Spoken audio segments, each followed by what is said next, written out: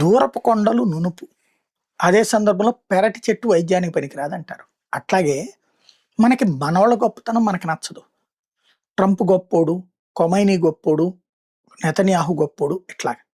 నరేంద్ర మోడీ అనుసరించే వ్యూహం విశిష్టత ఏంటంటే, వాళ్ళ ప్రపంచంలో అన్ని దేశాలు ఒక దేశాధ్యక్షుడి మీదన అమెరికా దేశాధ్యక్షుడు భుజం మీద చేయగలిగినోడు మోడీ కాకుండా ఇంకెవడన్నా ఉన్నాడా? ఇప్పుడు ట్రంప్‌ని ఎక్కడ పెట్టాలో మళ్ళీ అక్కడ పెట్టాడు. ఎప్పుడు భుజం మీద చెయ్యేయాలి, ఎప్పుడు పక్కన పెట్టాలన్నది మోడీకి తెలిసినంతకి ఇంకెవరికీ తెలవదు. ఎందుకంటే అతను తన వ్యక్తిగత స్వార్థం కోసం చేయడు ఆ పని. దేశ అవసరాలకి, దేశ ప్రయోజనానికి కావాలనుకుంటే తాచుపావునైనా గావలించుకుంటాడు. దేశానికి సంబంధించినటువంటిది నష్టం అంటే సొంత కుటుంబంలో ఉన్నా సరే ఊరుకోడు. అతనికి ఉన్నటువంటి స్వభావం అది.